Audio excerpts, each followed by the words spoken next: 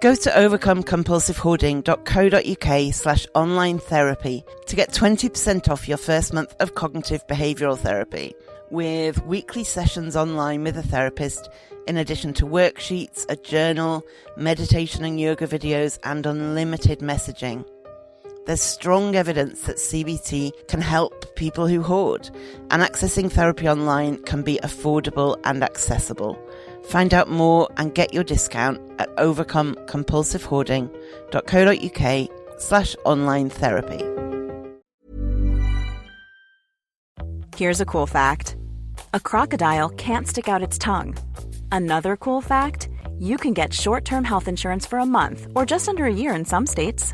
United Healthcare short-term insurance plans are designed for people who are between jobs, coming off their parents' plan, or turning a side hustle into a full-time gig. Underwritten by Golden Rule Insurance Company, they offer flexible, budget-friendly coverage with access to a nationwide network of doctors and hospitals. Get more cool facts about United Healthcare short-term plans at uh1.com. Since 2013, Bombas has donated over 100 million socks, underwear, and T-shirts to those facing homelessness. If we counted those on air, this ad would last over 1,157 days. But if we counted the time it takes to make a donation possible, it would take just a few clicks. Because every time you make a purchase, Bombas donates an item to someone who needs it. Go to bombas.com/ACAST and use code ACAST for 20% off your first purchase. That's bombas.com/ACAST, code ACAST. Hiring for your small business? If you're not looking for professionals on LinkedIn, you're looking in the wrong place. That's like looking for your car keys in a fish tank. LinkedIn helps you hire professionals you can't find anywhere else, even those who aren't actively searching for a new job but might be open to the perfect role. In a given month, over 70% of LinkedIn users don't even visit other leading job sites. So start looking in the right place. With LinkedIn, you can hire professionals like a professional. Post your free job on linkedin.com/spoken today. Welcome to the Overcome Compulsive Hoarding with That Hoarder podcast. I am drowning in stuff and trying to find a way out. Listen as I explore the issues and delve deep as somebody profoundly affected by hoarding disorder. Find out more, including links to subscribe to the podcast and all my social media at overcomecompulsivehoarding.co.uk. Finally, I am not a doctor. I'm just a hoarder doing her best. So do seek professional support if and when you need it. So I am here with Casey Davies, whose TED Talk, How to Do Laundry When You're Depressed, led to her book, How to Keep House While Drowning. Her sage advice is down to earth and so welcome because she acknowledges and supports those of us who are struggling to get on top of things and stay on top of things with regard to self-care as well as looking after our homes. She is the host of the Struggle Care podcast and she is on TikTok as Domestic Blisters. Casey, how are you? I'm great. I'm happy to be here. So glad you were able to come. So I found you initially through TikTok. I have heard you say since then, I watched a talk you did, that the people who've contacted you there saying that they struggle with the similar tasks as you were struggling with are in the hundreds of thousands. How does such a huge number of people struggling with daily living go unnoticed by most of the world? Well, the other thing that I hear often is people will comment on a video or a talk and they'll say, this is so life-changing to me. This has helped me. And they'll say it in the same breath as also saying, why has my therapist never brought this up? Or they'll make the comment like, this just did more in 30 seconds than my therapy has done in 6 months. You know, I never talk about this with my therapist. And so there's sort of that data point of, it seems like a lot of people don't reach out to talk to people about what they're struggling with. And I think the reason for that is because whether it's the UK or the USA, like we really have this belief system that if somebody is struggling with care tasks, it must be a character issue or a maturity issue or a responsibility issue. You know, we kind of have that pull yourself up by the bootstraps mentality. And that's one of those areas when you talk about domestic work that has historically been women's work, that has historically been the work of oppressed and marginalized communities that are either enslaved or exploited. We really like to attach morality to this idea of being good at care tasks, being enough at care tasks. And we love to just, I think in general, the worst of us want to believe that the misfortunes people are struggling with could never happen to us because of something within our control. And we want to believe that we don't have to spend money on people that are struggling because they're struggling for their own fault. There's just a lot of sort of classism and racism and sexism balled up into this. But it comes down to the idea that everyone, including those of us who are struggling, have assumed for so long, well, this is just me. I'm just a screw up. And so I either need to hide it and not tell anybody about it so that I don't get rejected and I'm not loved and I'm not in community anymore, or I have to have some really, legitimate in the eyes of society reason for this struggle before I can ask for help and deserve help. So before we go further, just a quick clarification. You talk about care tasks. Can you describe what you mean by care tasks? Yeah. So my book is called How to Keep House While Drowning because I think the term keep house is like the largest grouping of what we would call care tasks. So cleaning, tidying, organizing, doing your dishes, doing your laundry. But care task refers to really any task that, and they're almost always domestic tasks, that is caring for yourself. So it also includes things like taking your medication, maybe calling the doctor, movement, cooking for yourself, feeding yourself, getting enough sleep. Like it's all of those sort of care tasks. It also envelops caretaking tasks. So tasks that you have to do to take care of children or to take care of other adults in your care that depend on you. And so whether it's changing bed sheets or getting them dressed or bathing them, like bathing yourself, your own hygiene, those are care tasks. Something you've said that really struck me was shame is the enemy of functioning. And I talk on this podcast a lot about shame and stigma around hoarding. There is a lot of it. People think a lot of terrible things about hoarders. And so it really struck me, whether you're talking about hoarding or whether you're talking about somebody with mild clutter or any kind of functioning issues, we feel and take on this shame, but you're absolutely right. It's the enemy of actually getting anything done.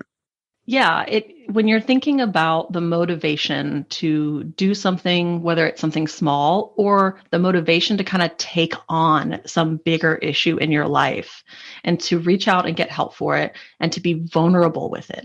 Reaching out for help takes a lot of vulnerability. Working on an issue that is really impairing your functioning takes a lot of vulnerability. It takes a lot of work, a lot of cognitive load, a lot of emotional work. It's just a lot of very vulnerable work, right? And shame at its core is the feeling of disgust turned inward.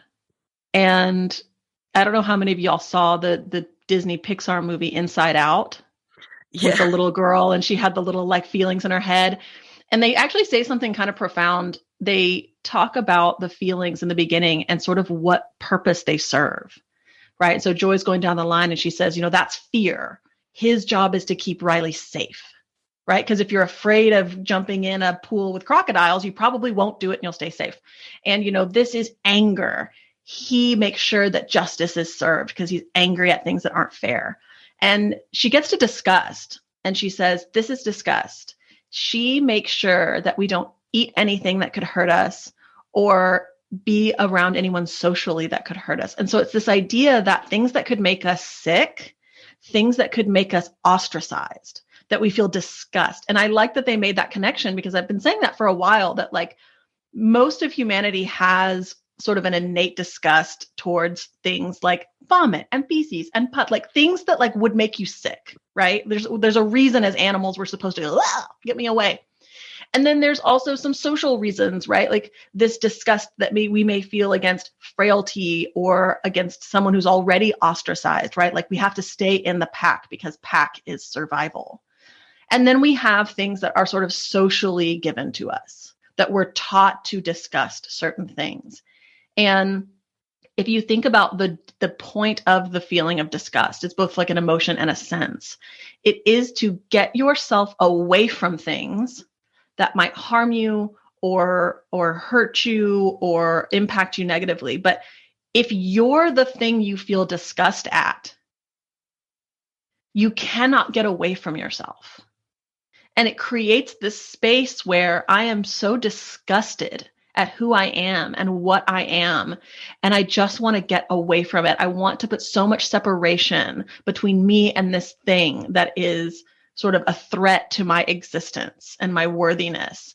But you can't. And you get locked in this like snake eating its own tail, and you just drown in isolation and self-loathing. And I don't know about you, but that's not like a super motivating environment. It doesn't do it for me. I'll be honest. It doesn't do it for me.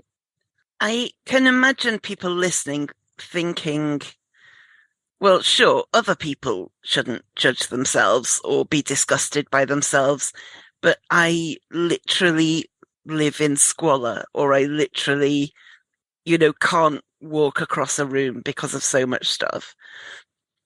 So surely I should feel shame, even if all those other people that Casey's talking about shouldn't. Yeah, we often feel the skill of empathy and compassion is much easier applied towards other people than it is towards ourselves. And some of that is, when we have been hiding ourselves from others for so long, even when people try to love us, there is this internal narrative of, oh, well, thank you, but if you only knew. Like, it doesn't penetrate your heart. It doesn't warm you. It doesn't make you feel better about yourself, because there's no depth or meaning to someone who loves you because you feel as though they don't know you. They just know this facade, or they just know who you're pretending to be. If they really knew you, they wouldn't love you. And so their love is very impotent, and that's not their fault, right? It's just how it is. And so we do have this sense of, well, I know that applies to them, but if really, really, really, if you saw me, if you knew me, if you were inside my house, if you saw the things that I had done, if you've seen that, like, you wouldn't apply that to me. So I think part of it is that.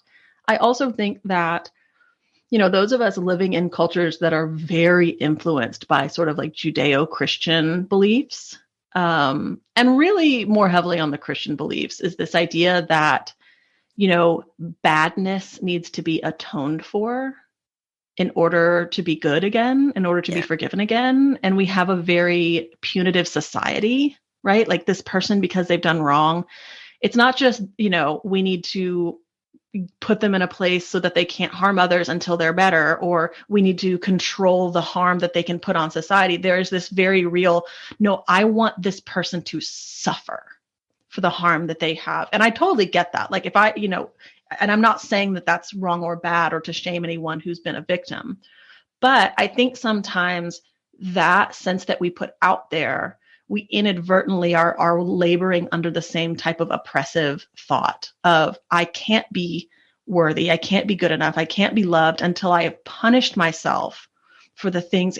And it's a perverted attempt to be good enough to be loved.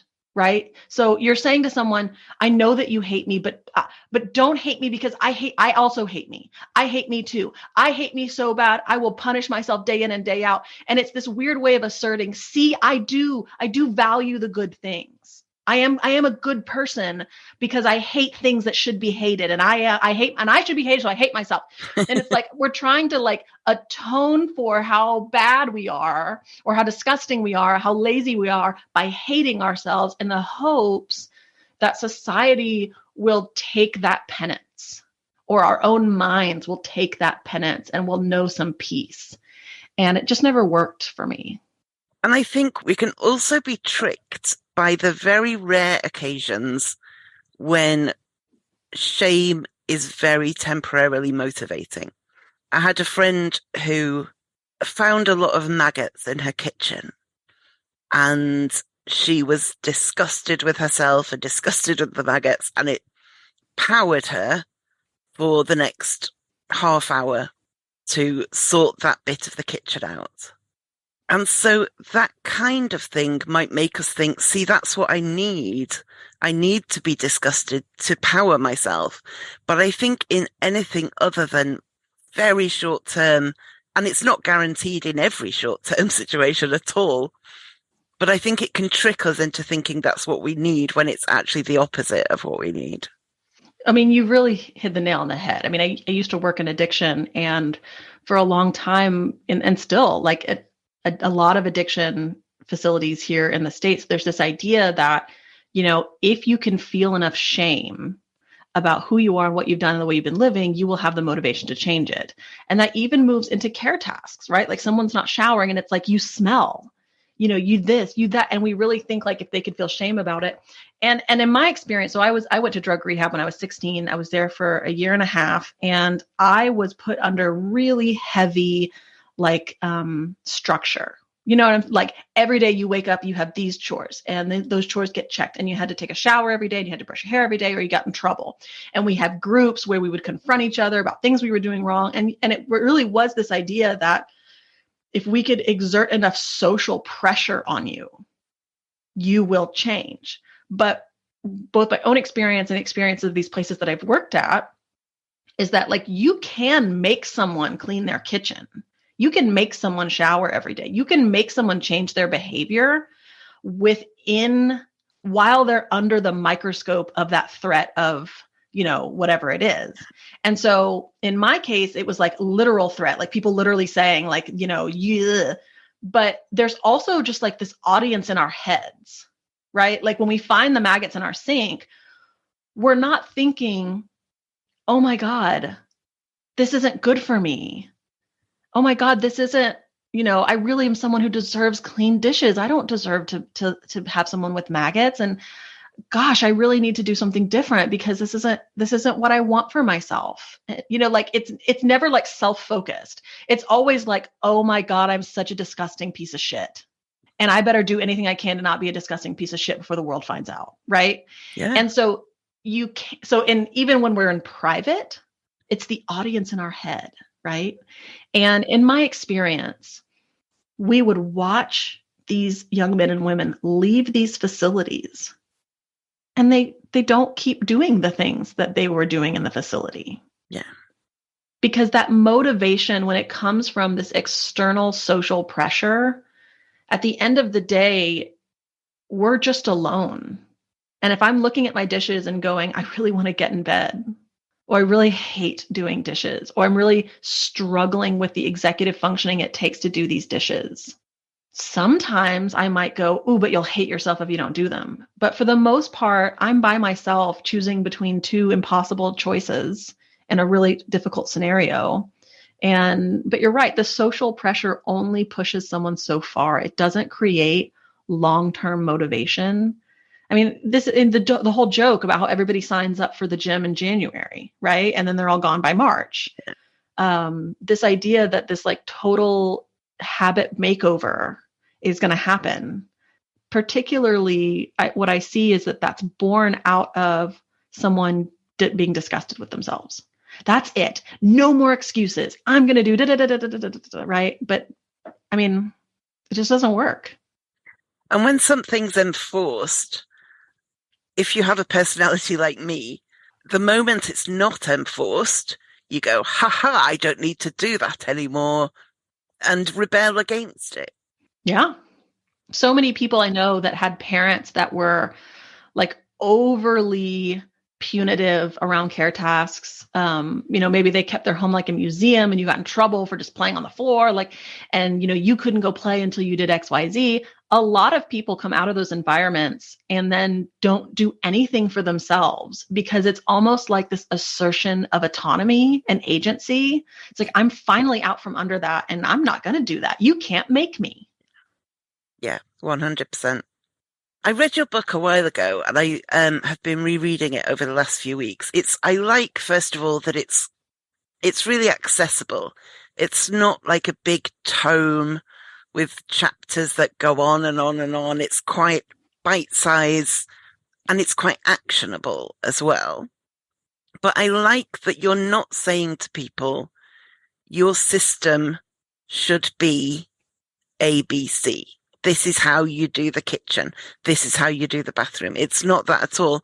It's more about encouraging us to work out our own systems and kind of shaking off this need to necessarily do things in a conventional way. If you find a way that's different, but it works, go for it. Can you talk a bit about that kind of approach? Yeah, I find that the self-help space is really taken up with a lot of like one size fits all methods, a lot of sort of fix you quick methods, a lot of sort of exploitive marketing about like, have you ever had this big problem? I'll solve it forever. Buy this book. Yeah. But the reality is like there are so many different kinds of people that are looking for help with care tasks. And so there just doesn't exist a system that will work for every single barrier that exists, right? Like someone who's struggling with hoarding is not going to need the same system as the mother of 3 who, really can't sit down because she's too, overworked and exhausted. Won't work for the person that is ADHD and keeps forgetting everything. Won't work for the person who's too depressed to get out of bed. Won't work for the woman who has recently left a marriage and, lost a parent and doesn't have any social support. Like you just can't write a system. So much of what we are able to do is based on the unique nuances of our privileges and our marginalizations and our access to support and our own internal and exterior barriers, right? And so I knew that there couldn't be a method or a system that could universally apply or help everyone.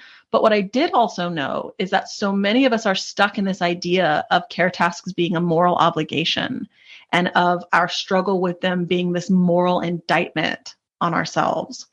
That when we come to something we can't do or something we struggle with, when it's an issue of, I must just not be trying hard enough, like we get to that bottleneck, right? Like for me, it was like doing laundry and I'm staring at the laundry and I'm never folding it. I'm never putting it away. I'm always overwhelmed by it. I'm stepping over it every day and I'm just staring at it. And I know how laundry is supposed to be done. And I know I should do it that way. And I keep having trouble getting it done that way. But because the issue is that I'm just not trying hard enough, I get stuck in this like tunnel vision of like, here are the rules. They must be done that way. And I guess the only thing I have to do is like push myself harder. When someone, I think, enters that space and teaches us self-compassion and teaches us the moral neutrality of all these tasks, and teaches us to shift our perspective from performing for acceptability and believing that we're a person that deserves to function, all of a sudden that opens up an individual person's ability to be creative, to understand their own needs, and to make the changes and accommodations in their own life that work for them. Like, I don't need to do that for you. You can do that for yourself. But sometimes we just need a little help to sort through, the belief systems that might be blocking us from doing that. Like believing that people know their barriers best and can be extremely creative when it comes to moving around those barriers if you just give them permission to do so. I had a couple of years ago, I made a rule for myself. I make a lot of rules for myself. I made a new rule for myself where if I was eating in anywhere other than my kitchen, I had to use disposable cutlery because I was losing cutlery. I don't know where it goes, but I couldn't find it. So I just thought, okay, the cutlery never leaves the kitchen. So I used like bamboo cutlery to try and minimize, rather than plastic. But then that combined with a hatred of doing dishes. And so I started also sometimes using paper plates. And I was quite full of shame about that. Like, I'm a grown adult. I should be able to use cutlery and proper plates. But I did it for a while. And through that time, I started kind of creating my own solutions to the original problem, which was, okay, maybe if there's a specific place for used cutlery to go in that room, then I know where it is. And so I won't lose it all. And so I gradually started switching to occasional metal cutlery, and then it worked. And I thought, okay, that's great. So I have a little cutlery pot now that cutlery goes in. And then I was having a meal off not a proper plate, a ceramic plate. All plates are proper plates. I was having a meal off a ceramic plate, and I thought, oh, this is such a treat. And then I thought, I deserve more treats. And when I started looking at eating off ceramic plates again as something I could do for myself as a positive, my brain immediately got more creative about coming up with ways I could work that, rather than previously where I had been, you're such a loser, you're eating off paper plates. What's your life come to? And those shifts in thinking, first of all, I need my own solution. And secondly, it's really nice to eat off a ceramic plate, were what got me to a place now where 90% of what I eat is with metal cutlery and ceramic plates.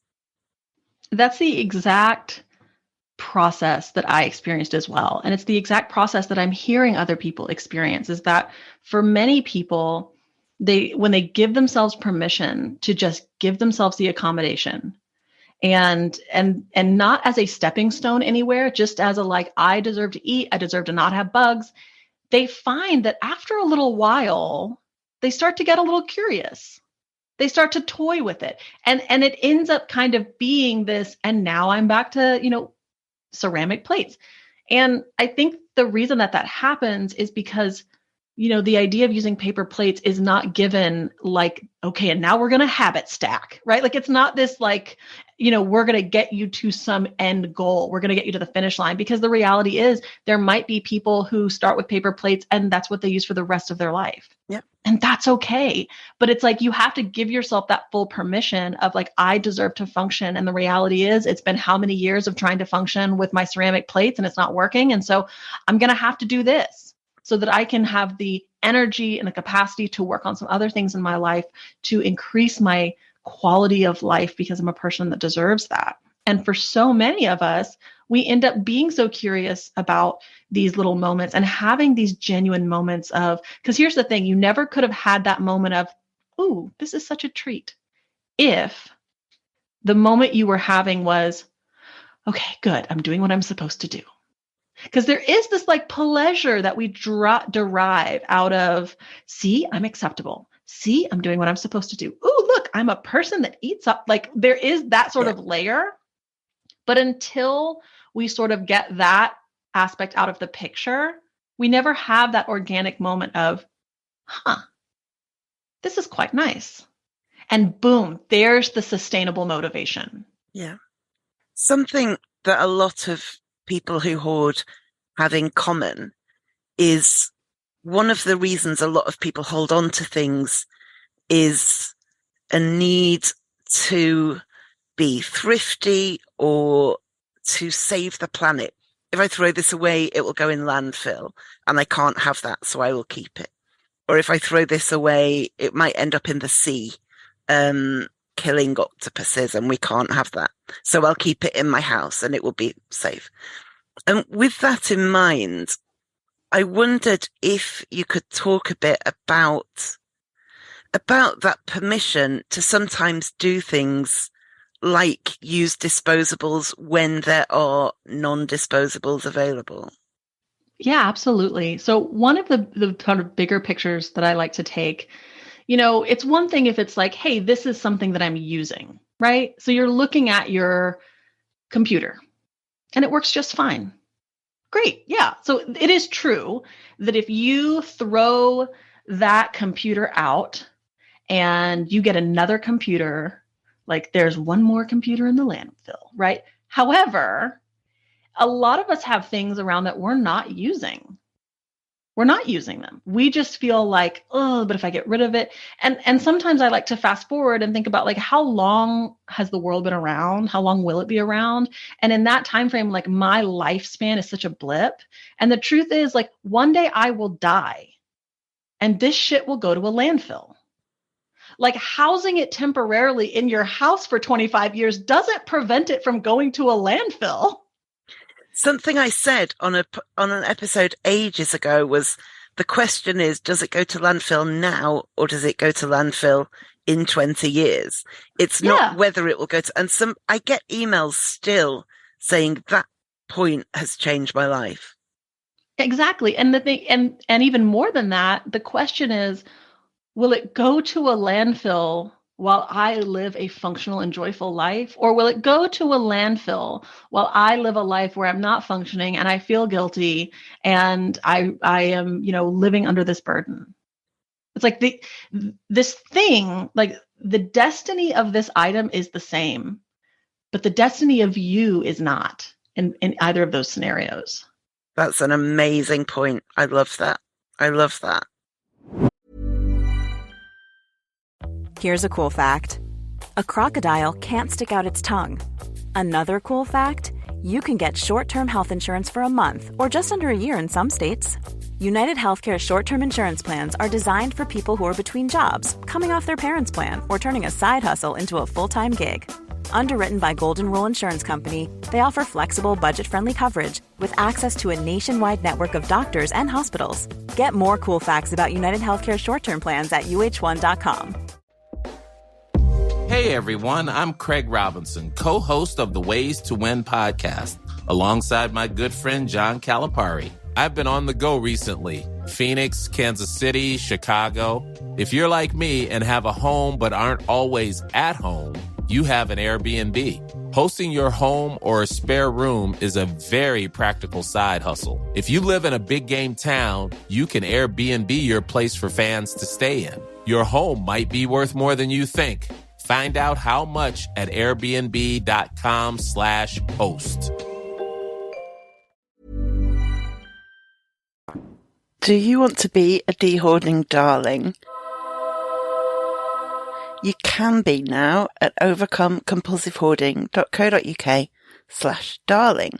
If you love the podcast and want a bit extra, you can finally sign up to be a dehoarding darling. Members will get an exclusive monthly post with an additional top tip, some podcast and music recommendations, and a personal update from me about how things are going. Find out the full details at overcomecompulsivehoarding.co.uk/darling. Tell us about your 5 things theory, which is great. So I have ADHD. I have a lot of issues with executive functioning, which is that front part of your brain that does a lot of interesting things. And part of what happens for me is that because I'm a pretty messy person and I've got kids, and so all of a sudden I'm looking at, you turn around and you're looking and you're going, oh God, there are 1,000 things in this room and it's not functional and I need to pick it all up. And I find that there are these moments of resistance where I'm going, oh, I hate this.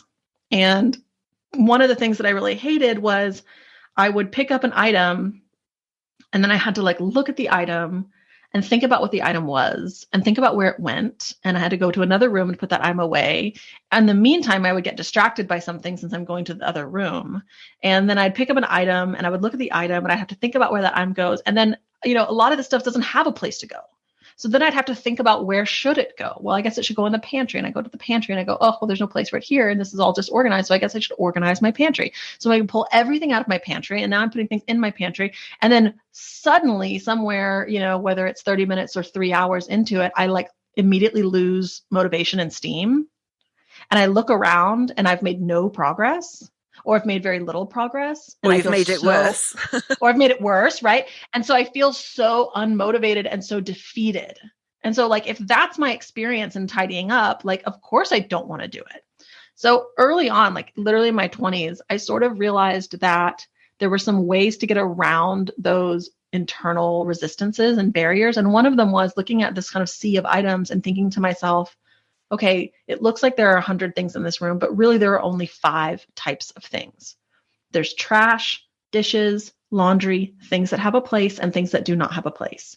And I would get a trash bag and I would go around and I would pick up all of my trash and put it in that trash bag. And then I would tie off the trash bag and just leave it there in the room, go around, get all of my dishes, put them in the sink and leave them there, go around, get all of the laundry and the shoes in a basket, set them to the side, and then sort of like pick an area and move clockwise or counterclockwise, putting away all of the items that have a space, and then making a little pile of the things that don't have a space. And so in that way, there's multiple little finish lines for my brain to go, oh, done, moving on. It gets the space more livable much quicker. And so there's this reward that your brain is experiencing that feels very motivating. So, okay, now I'm going to throw the trash out. Now I'm going to put the laundry in. Now I can do the dishes. Sometimes, like, I hate doing dishes so much that there's sort of this theory that do the worst thing first and then you feel motivated. And that works for some things. That does not work for me with dishes. The same. Just means you never start.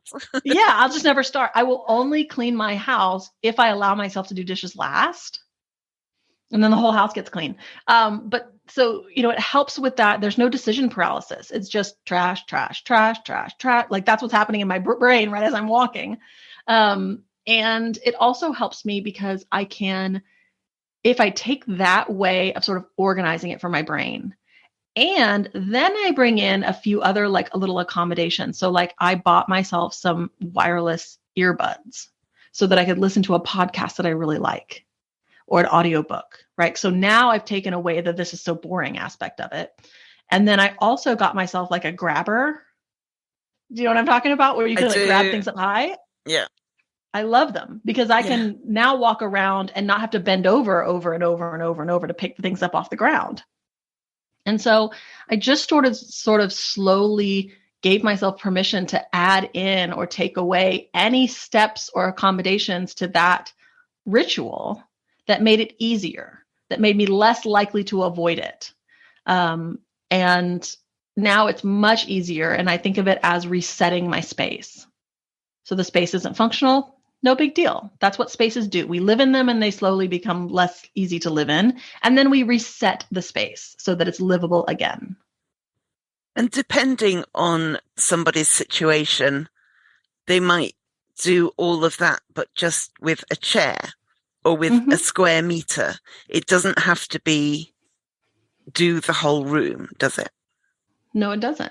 And it doesn't matter how long that takes. Maybe you spend 10 minutes a day and you just 10 minutes of picking up trash. And then the next day it's 10 minutes of picking up, and you just do that until all the trash is gone. Then you move on to the next category. Or maybe you're someone who wants to do 5 minutes per category every day. Or like you can do literally any. I get so many questions about, could I do it if I only did? And it's like, the answer is yes, literally whatever you're going to say, like whatever works for you, whatever makes it easier for you. If you want to wheel around on a wheelie stool while you do it, if you want to set a timer and race yourself, if you want to put cookies in the oven and go, okay, in 15 minutes, I get cookies. In the meantime, I'm going to go see what I can pick up. Like anything you can add to that will be it's okay. And the good thing about that kind of approach as well is that it answers, where do I start? Which is the hugest question, especially if you have a whole home that is hoarded or that is out of action or out of control. It's a really hard question, but if the answer to the question is pick a spot and get rid of the trash, then that's answered where to start. Mm-hmm. And when you come across something and you think to yourself, should I throw this away or not? Like, it's okay to put that to the side and come back to it. Like, you don't want to you want as many automatic decisions and movements to kind of flow. So getting all of what your brain can comfortably say, trash, trash, trash, trash, trash, and then come back. It's kind of like when you're trying on clothes at a fitting room, most of us will go, okay, that's the maybe pile. And this is the yes pile. And this is the definitely no pile. Like, it's okay to have your maybe pile, save it for afterwards, and then come back and ask yourself, okay, and come up with your own questions. Like, I like to ask myself, what in this pile do I use every day? If I use it every day, I take it out. Okay, what in this pile do I use once a week? And I take it out, right? What in this pile do I use reliably a few times a year, right? Because like my cat carrier, probably a few times a year, right? I take it out. And then I look at it. And then I say, is there anything in this pile that, and I sort of like pull that nod from Marie Kondo and go, is there anything in this pile that just makes me really happy? Happy to have, not guilty to get rid of. Yeah. Happy to have. And I take it out. And sometimes it's much easier to attack a pile by what do I need and what can I keep versus what should I give away? Right? Because what should I give away is what gets you into the, oh, but it's environmental. Oh, but I could save it. Oh, but I could pass this down to my, oh, I know my neighbor is having a baby and maybe I could fix this up. And so when you get, what do I use daily, weekly, a couple times a year, a few times a year, and what in here makes me really happy, then you have a pile of what are probably the more difficult decisions for yourself, what probably will require you to sort of take on your coping skills, contact your support system, like going through that. But in the meantime, there's so much you can do to make your space livable that is a lot easier than what you would have to sort of draw on to address that pile. It's good to hear that because I advocate the same thing. I think you can't get to a place where you're deferring every decision because then you're just moving a pile from your right to your left. Yeah. But if you make the easy decisions first, then by the time you come back to the hard decisions, you've built some skills and you've had practice and you're more used to making the decision. And so the second time round, it's not as hard to make that decision a lot of the time.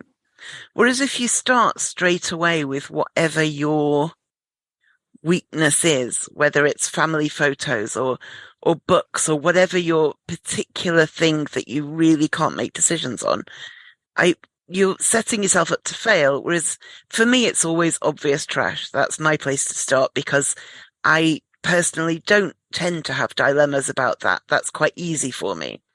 And it gets me in the mindset. And after a while of doing that, I'm more equipped to make slightly harder decisions.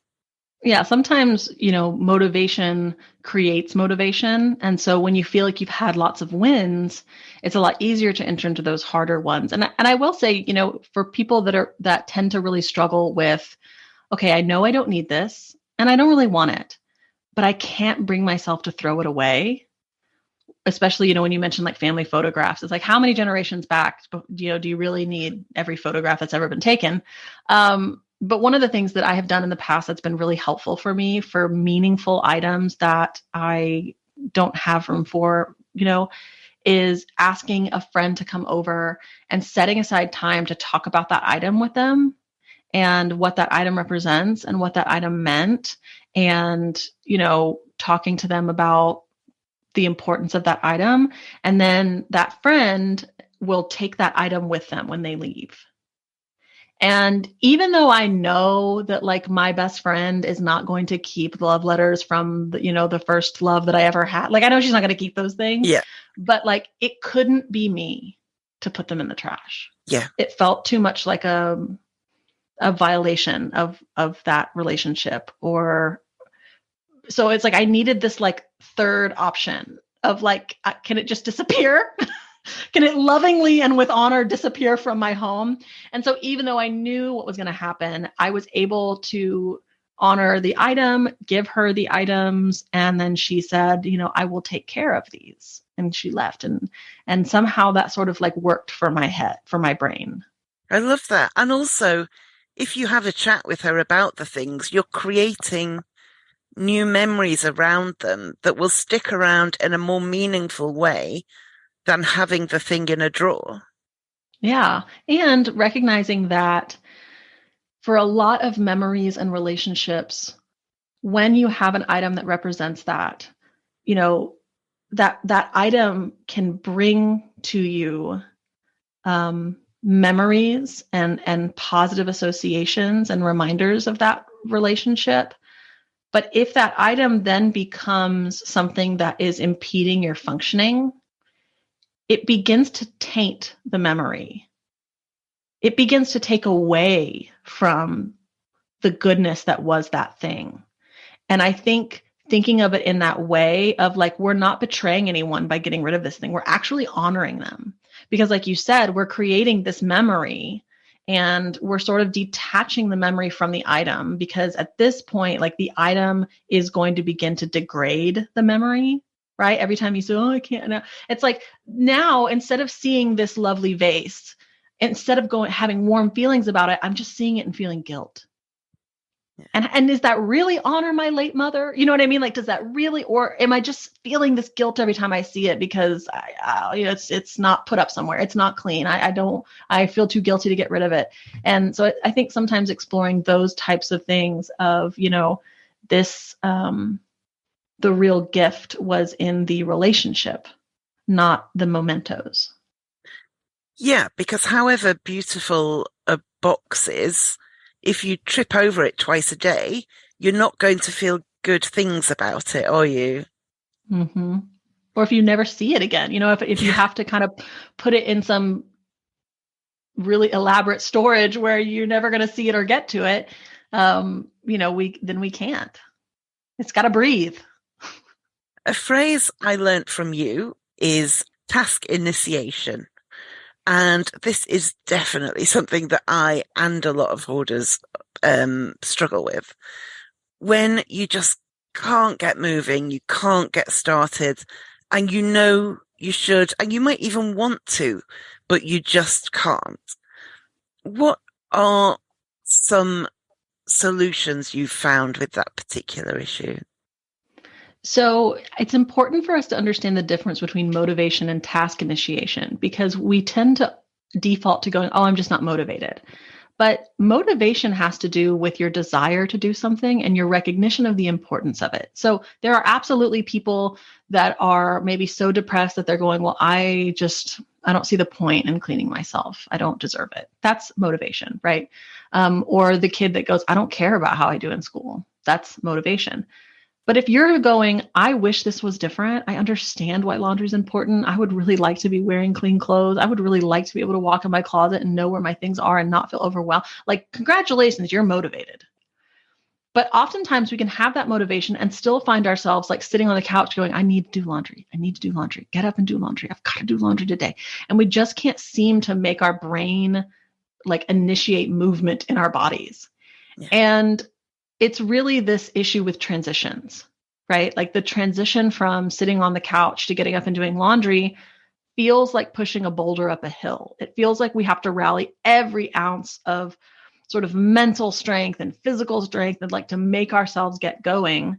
And so there's a few things that can be helpful with that. For me, when I started my ADHD medication, because task initiation is a really big issue with a lot of people with ADHD, I was amazed at how easy it was for me to go, I should do laundry, and then to get up off the couch. It was like someone had greased the wheels. You know what I mean? Yeah. I was amazed. So don't discount medication if that's something that would work for you. But there are also kind of little hacks that we can use. Like for me, the transition from standing up from the couch, like sitting down comfortably, to doing laundry was just too big. So I had to find a transition that didn't feel burdensome. So it was like, okay, one of my favorites is like I would put on a song and it was like, okay, but I can dance with my feet. Like I can move my feet while I'm sitting. And then once I'm doing that, maybe I dance in my chair. And then once I'm doing that, maybe I stand up to dance and I just move my body and then I just stand there. And then maybe I can just stand. And then there's not as big of a transition between standing by my chair and standing in my laundry room. It's still just standing. I can walk a few feet and then just standing there. And it's kind of this idea of moving towards in these, like just making small little steps and decisions to move towards without the expectation that you have to do anything once you get there. And then, what if I gave myself permission to put 2 things into the laundry, just 2 things. And so there's kind of some ways like that you can do it. You can also, bundle them with something fun. So for me, when I talk about like the audiobook or the podcasts, I actually have a podcast that I love to listen to that I only listen to when I'm doing care tasks. And so I almost find myself being like, what can I do around the house so that I can like listen to the next episode? I get emails from people who do that with this podcast. Yeah. I only allow myself to turn it on when I'm dehoarding. And so, yeah, and I want to listen. So yeah. And body doubling is another really great one. A lot of us will say, why is it that like if someone's over at my house, I can do things while I'm talking to them, but I can't do it, when they're not there? And it's a real tactic. It's called body doubling. Sometimes it's easier, even if that person is not helping you do anything. Even like I have a friend and we just go over to each other's houses and one of us sits at the bar and drinks coffee while the other one does the dishes, right? Like even if they're not doing anything, and you can do that same thing with a phone call or a FaceTime, right? You can call someone and talk to them on the phone while you're doing something. I think sometimes when we think about care tasks being boring and we go, well, I don't want to do it because it's boring. There's kind of this voice that's like, what is your problem? You're an adult. Adults have to do boring things. But like, okay, but if there's an easy way to make it not boring, like it's not like do that. Like there's no big deal. It's okay that you don't want to do it because it's boring. And if the easier solution is to find something that's not boring over just berate yourself about not being an adult until you make yourself do the boring thing. It's like the easier thing to do there is just find a way to not make it as boring or not make it as painful or not make it take so much effort. I recently bought a garage wheelie stool. Let me tell you, this thing is changing my life. I have 2 children. They are 3 and 5. They're about 3 feet tall. They still need a little bit of help getting dressed. And the amount, this is embarrassing, but like the amount of times that like I have sort of like walked to the laundry room going, I'm going to have to get in there and I'm going to have to bend over a bunch of times and I have to sit on the ground to be at a right height to like help them. And then as soon as I sit down, one of them will run away from me and I'll have to get back up. And it's like, this sucks. And so I bought myself a little wheelie stool. And so I go in there and I sit on my wheelie stool so I'm the right height to help them. And if I need to get something, I can wheel over and grab this shirt. I could wheel over and grab this little diaper. I could wheel over and do this. And if they run, I could wheel forward and grab them real quick, or I can get them a little step stool so they step up and they're the same height. And yeah, like if my life depended on it and rolly stools didn't exist, sure, I could just make myself get over it and, bend down a bunch of times. But they do exist, and I am allowed to do that. So why wouldn't I? Yeah, 100%. 100%. I think it was a TikTok video where 2 women were talking about using HRT for menopause and how they had both resisted it, feeling like they should be able to get through this without. And then they started taking it and it absolutely changed their lives in a really positive way. But they would hear people say, well, women have got through the menopause for hundreds of years without HRT. And they say, well, yeah, and they were as miserable as we were. Yeah. Like, there's nothing worthy about being miserable for the sake of it. And similarly, there's nothing worthy about doing a boring thing in a boring way when you could do it in a more interesting way. Yeah, exactly. Like there's no virtue in doing something the harder way unless it changes the outcome to a more virtuous outcome, right? Like, yes, I am going to do all of the really hard work to not yell at my children because the outcome of not yelling at my children is very different than just yelling at my children, right? But the outcome of me like sorting laundry on a stool versus not, like doesn't change the outcome. And unless you enjoy the harder way, like if you love to run marathons, good on you, right? Like my mother loves ironing. Great. Nothing wrong with that. But, enjoying something that is more steps or more energy is not necessarily virtuous. What you said as well about when you were struggling with task initiation to make it lots of tiny steps rather than going straight for the big thing. Yes. Something that came to mind that I've been doing, and like you said, your stool is helping you embarrassingly much. This step is embarrassing in how much it's helping me. What it is when I fill a rubbish bag and it's ready to go out, I typically put it behind the front door so that when I go out, it's there ready. And what I've started doing a lot of the time, when the rubbish bag is full and ready to go, instead of putting it behind the front door, I think, well, I'll just open the front door and put it 1 foot further away, so it's outside the front door instead of behind it. And what always happens is once I've got the front door open and the bag in my hand, I think, well, I may as well take it all the way out now I'm here. Yeah. And I know that's what's going to happen. But I still say to myself, no, all you have to do is just open the door. It's only one tiny step more than not opening the door. But it nearly always gets me all the way outside. It is embarrassing but amazing also how effective that kind of tiny thing is. Absolutely. Something you've talked about as well that, again, a lot of hoarders talk about is a need to have things in front of them. You need to have everything within view. If I don't keep this electricity bill here, I'll forget to pay it. If I don't put the new book there, I'll forget to read it, which inevitably creates clutter. And in my experience, is not that effective because it's an electricity bill on top of 20 other electricity bills, on top of 20 books. And so when I go, oh, I need to pay that electricity bill, I can't find it. And there's so much that it doesn't remind me anyway. Mm-hmm. Do you have any experience of solutions for that kind of sense that you have to be able to see things? Yes. So, there are those of us that really need what I refer to as visual storage. But the key is 2 words. It is visual, but it is storage, right? The idea that I just need to set it right here on my countertop, that's not storage. So I would say, don't be afraid to take the doors off of your cabinets. If you truly need to see everything, don't be afraid to buy yourself a bookstore at the thrift store, right? Like, you get yourselves more shelves, get yourself more clear bins, get yourself, when you're looking for organization solutions, keep in mind that they have to be visual for you. But saying, I need to be reminded of it, so I'm just going to put it anywhere, doesn't work, right? And building in rituals into your day. And so if it's every day when I come home, I sit down at this desk and I look through these papers and I do some actionable items.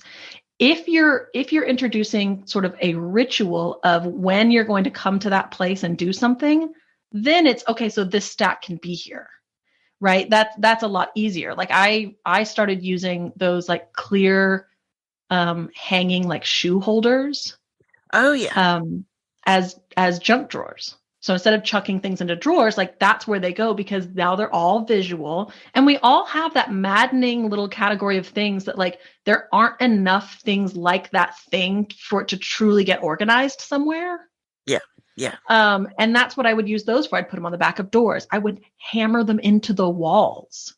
I love that. Because that is where I can still see everything. And I have quite a bit of things in my house where we just don't put things behind doors. I have this really long credenza. There's nothing in it because I just know once things start going behind doors, I forget that they are there. But I do suggest things like taking the doors off of things, having a room in your house that you can put in more storage that keeps it visible. And having spaces, like I used to have I would tell myself, like, I'm going to clear the island every night. So, but then I'd have other spaces where it was like, I never, ever care what this looks like. I have a little hutch in my kitchen where it's like, this is the drop zone. But I am going to take the effort to sort of, anything that's on the countertop will get looked at, done something with, taken away, thrown away, because I do need to have an accessible space to cook food, to do a hobby, to do these sort of things. And so I think sometimes we get very black and white about like new rule, nothing on the countertops. And it should be like new rule in this 4 foot by 4 foot section of the countertop, nothing here. And again, that's about setting your priorities based on how you like to live rather than because everybody says you must have a clear countertop. If you don't care whether your countertop's clear, don't prioritize that. Mm-hmm. And the other thing I wanted to talk about that feels revolutionary when you say it, and it shouldn't, but it does, is that rest is a right and not a reward. Why are we in a society where we feel guilty for resting? I know that's a massive question, but how did we get here? Classism. I mean, if you look at someone who is struggling to pay their bills and they're taking a day off to rest, it's sort of like, lazy. If you look at someone who never works because they have generational wealth, no one ever calls that person lazy. Yeah. Even if they don't do anything all day long. Like, it really is specifically about going back to this idea that, if you are in misfortune, it is your fault. There's something that can be pointed to. You didn't work hard enough. You weren't dedicated enough. You weren't responsible enough. You weren't smart enough, as if, smarts is something most of us can control anyways, right? And so you start to look at, like, what kind of judgments do we put on people that we view as being in lower classes that don't equally apply to people that we see in upper classes? Yeah. I'm always fascinated by local newspaper comment sections, which are a terrible place. But what always interests me is if there's a story about somebody who something terrible happened to them, you can almost see people starting to read thinking, do I have sympathy for this person, or am I glad this happened to them? And that's judged based on whether they work. It's judged on whether they are white. It is judged on whether they're pretty. It's judged on so many things. And by paragraph 3, people are set that we are glad this bad thing happened to that woman, or isn't it terrible that that bad thing happened to that woman? I think they are a horrible but really enlightening way to see how people see the world with that kind of thinking. Yeah. And I think some of what that comes from, I think, is, what we talked about earlier about, like, just greed, right? I don't want to have to help other people. So I need to believe that it's their fault, that they need help. And some of it, I think, comes from an inability to grapple with sort of the existential anxiety that is living. Like, if I hear about a child passing away, the first thing I want to know is, how did it happen? And was it the parent's fault? Not because I'm interested in judging that parent, but because as a parent, I almost I want that to be the case, like that it was the parent's fault, because then I can soothe myself with, okay, well, I would never do that, so my kids are okay. But when I read an article about a child passing away through circumstances nobody could have controlled, circumstances that my child is in every day or could be in, the amount of anxiety that I have about that is uncontrollable. And I don't want to think about the idea that something could happen to my kids. And so I need to grab on. We saw this with COVID, when somebody dies of COVID, well, did they have underlying conditions? This really ableist take. And what I think was happening for a lot of people was, I don't want this to be a thing that could just indiscriminately strike me. I want to believe that there is some way that I can tell myself this misfortune will not happen to me, because I don't have the coping skills to deal with the idea that life is sometimes random and meaningless and bad things could happen to good people. Years ago, a young man was murdered in my city, and through work, I was involved in the local community there. And I was in a community centre shortly after it happened, and people were coming to find out what was going on. There were police everywhere, what's happening. And I was watching from a distance, and it was fascinating because people would come in and say, oh, there's been a murder, young man's been murdered. And the first question was always, was it drug related? This was quite a poor part of the city. there was a big drug issues. But everybody asked it. And then the next person would come in and say, what's happened? Was it drug related? And I was sitting there observing it, thinking, why is everybody asking that? And then I realized it's because they can say, if it was drug related, I'm safe because I don't take drugs. And it was really enlightening to just observe that happen. And I'm not saying they're bad people. I'm saying they're human people who want to feel safe in their community. And if they could segment it in their brain as, oh, drug crime, I'm not involved in drugs. My family's safe. Mm-hmm. And it's hard. It's hard.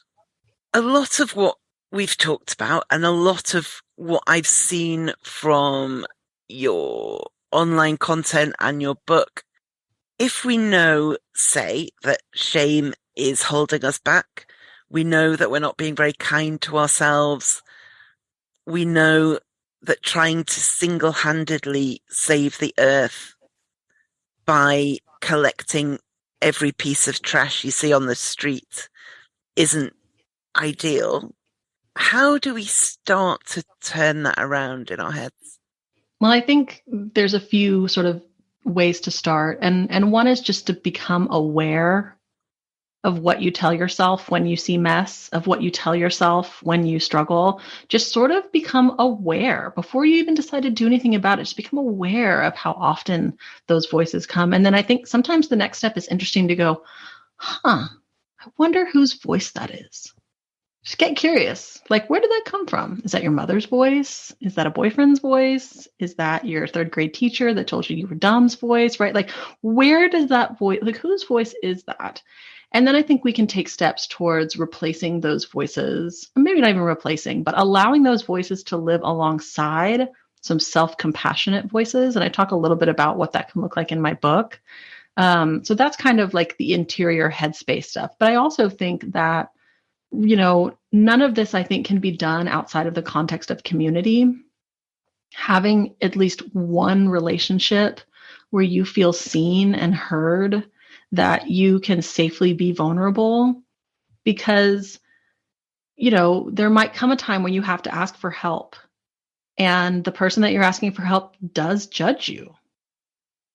Most of the time, people aren't thinking about you, but sometimes somebody will come into your home and judge you. And in those moments, when I have to decide, okay, am I willing to let someone judge me in exchange for my home being more livable for me?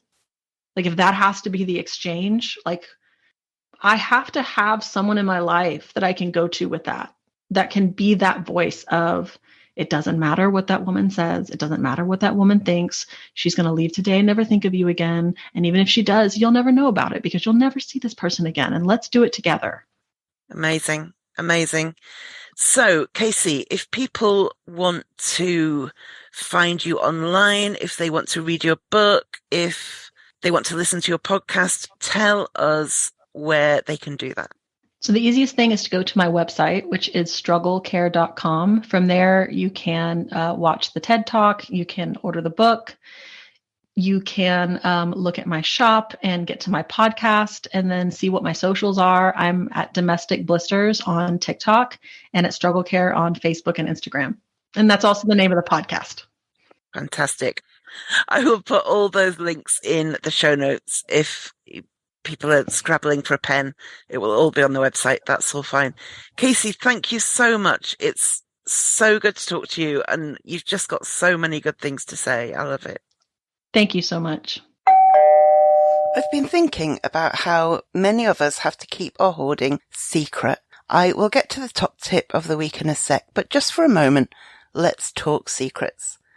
I certainly keep my hoarding secret, and I've been wondering about the effect that these secrets and the shame have on us and our mental health.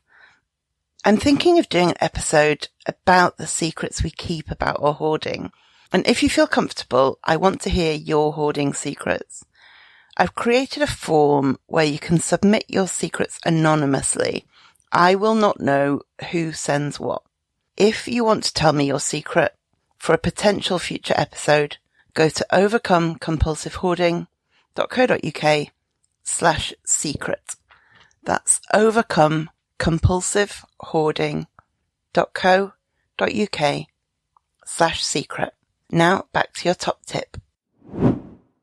My top tip today is from Renee at the Unstuffed podcast, who has some really good advice about how to deal with those things that you're hanging on to because they used to belong to somebody you've lost.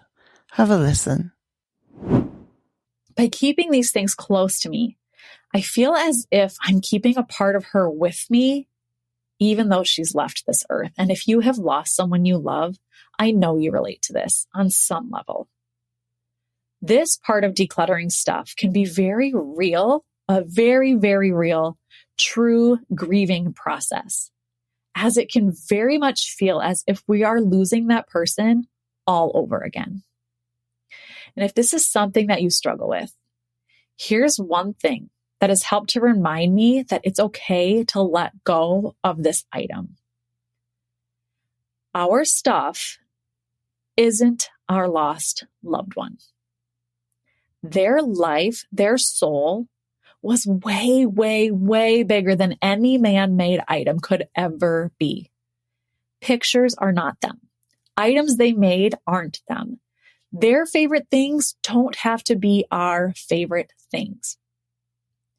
This was something I profoundly had to realize and say to myself over and over again when I would feel guilt around letting go of course, my grandmother's things. I don't remember struggling with even my dad, which sounds so unfortunate. And I don't really know why that is, but for some reason, my grandmother's stuff is a struggle for me. Now, while I very much believe that hanging on to a few items of a lost loved one can be incredibly healing, I also believe slowly detaching from these items can be very therapeutic and freeing. And I'm not here to cast judgment. You know, I've got my mother-in-law talks about how she loves having her mom's couch in her living room. She removed her couches and put in her mom's couches because I think she probably feels like she remembers sitting on those couches with her mom, right? But you know, where it would become a problem was if she took her mom's couch and stored it in her garage or in another room in her house. And it started to take up this space and it started to become more of a burden rather than a thing of healing. So this doesn't ever mean that you have to rush the process or give yourself a deadline. Definitely not. It just means that if you find yourself clinging to items or an item for no other reason than the fact that it belonged to someone of significance, it's okay to let it go. I know that that's a really difficult category of items for a lot of us, and so hopefully that will have given you a bit of food for thought. Okay, thank you for listening, and I will speak to you next time. Thank you for listening to the Overcome Compulsive Hoarding podcast. You can find more online at overcomecompulsivehoarding.co.uk. You can find me on Twitter at @thathoarder and on Facebook at Overcome Compulsive Hoarding with That Hoarder. To find out more about how you can support this podcast and the overall project, go to overcomecompulsivehoarding.co.uk/support and do subscribe to this podcast so you make sure you don't miss any future episodes.